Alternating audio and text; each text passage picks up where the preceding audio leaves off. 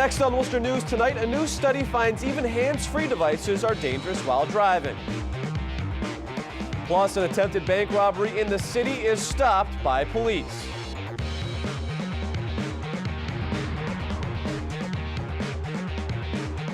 Good evening, thanks for joining us. I'm Tim McCone. We begin tonight with an update from a story we first brought you at 6. Worcester police have identified the suspect that robbed the People's United Bank on Mower Street early this afternoon and are now connecting him to another robbery from earlier in the week.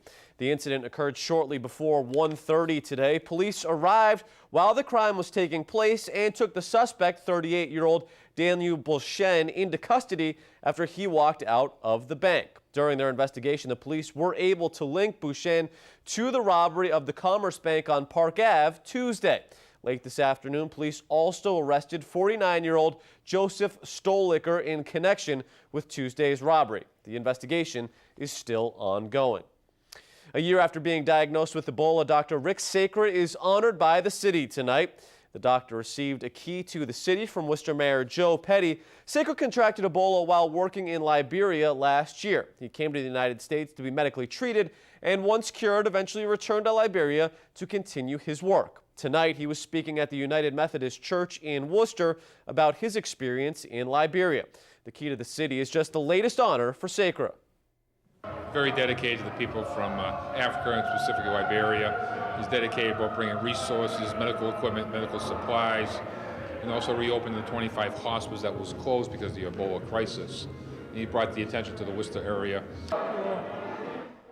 Since being successfully treated for Ebola, Sacra has already returned to Liberia 3 times this year. Well, a study by AAA recognizing the dangers of Bluetooth and other hands-free devices while driving. This comes as Massachusetts lawmakers are discussing a bill to limit drivers to these hands-free devices. Olivia Lemon has more. We live in a technology age. Technology is changing. People are going to use GPSs. They're going to use cell phones. They're going to use their car radios. Leicester Police Chief Jim Hurley is talking about a new AAA study. The research says new hand-free technologies can still mentally distract drivers even if their eyes are on the road and hands are on the wheel. In this day and age, it's very easy to have a phone in your vehicle as you're driving along. Answer it using the buttons on your phone or a voice command.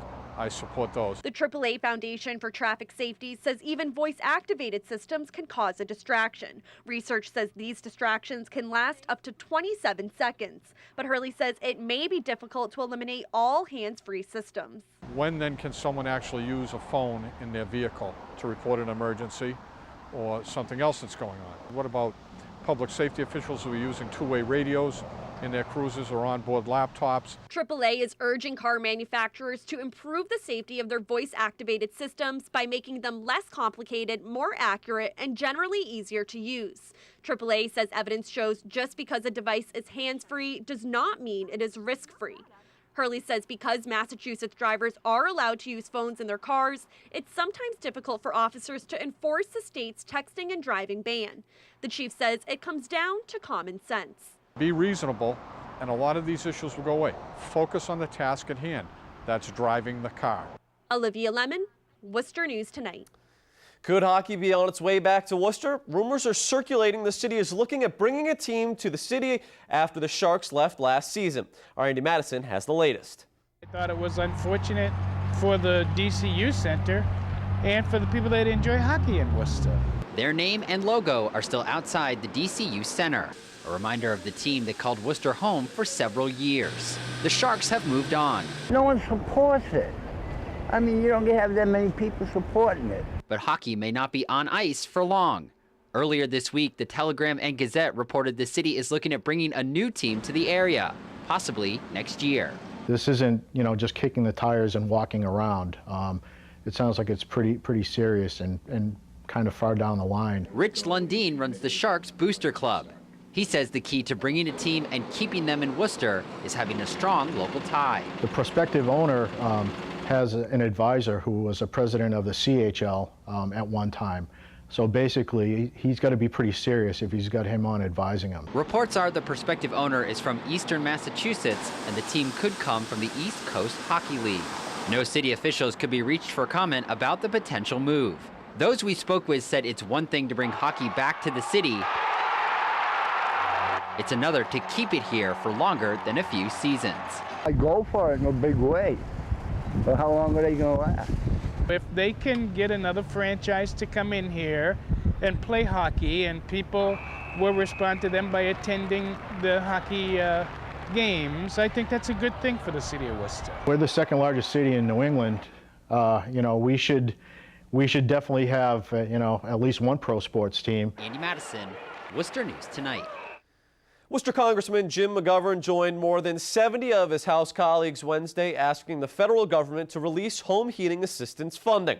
The bipartisan group is asking the Department of Health and Human Services to release funds to the low-income home energy assistance program called HEAP.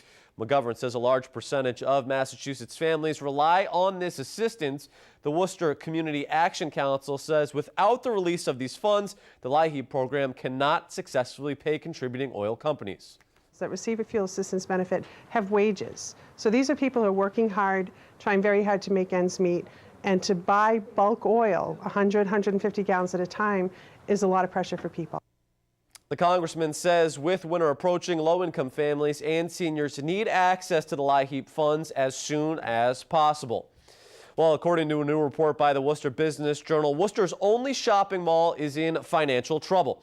The report released this week says the Greendale Mall recently defaulted on a $45 million loan. The report also says the mall's revenue has been slipping. Meanwhile, leases for some of the mall's major stores, including Big Lots and DSW Shoes, are set to end in January. Right now, the property is only 80% occupied.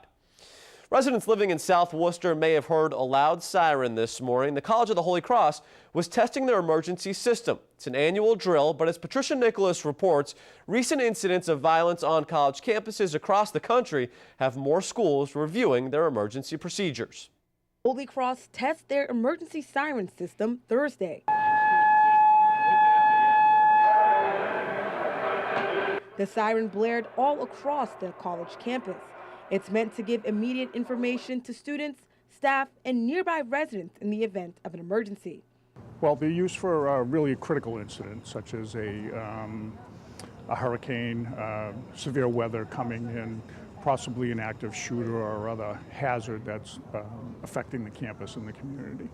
With recent campus shootings in the United States, Holy Cross and other area colleges are making sure their school communities know how to respond in case of an emergency. Public Safety Director Robert Hart says they have not had to use the sirens, but they test it out every year as part of the school's preparedness plan. We want them safe, and not only that, not only do we want them safe, but we want them to understand that we're taking certain actions to ensure their safety, to ensure the safety of the community and the community surrounding our college. In addition to the sirens, a text message alert is sent out. Students say they feel safe while on campus. Our public safety department does a great job of just being visible. They walk around a lot, they interact with students a lot, so just that presence of them on campus just really makes us feel like we're in safe hands. All the systems that use the texting, the emailing and the calling and stuff like that, it really is that added sense of security that this makes the students feel safe, and they'll be immediately notified if there's ever a problem. I've never felt unsafe because of all these systems in place. In addition to those emergency sirens, students say at night, if they don't feel safe walking back, public safety officers provide rides. Plus, there are call boxes all throughout the campus to offer students a way to get in touch with officers. Thanks, Patricia. Well, Las Vegas comes to Central Mass in what was a delicious night in Millbury. The 9th annual Heritage Starlight Taste of the Valley was held at the Felters Mill. The event was put on by the Blackstone Valley Chamber of Commerce and was sponsored by Millbury Federal Credit Union and Lampin Corporation. The theme tonight was a celebration of Las Vegas and featured live music, samples from local restaurants, as well as wine and spirit vendors. Tonight is one of our most fun events. We have a great time.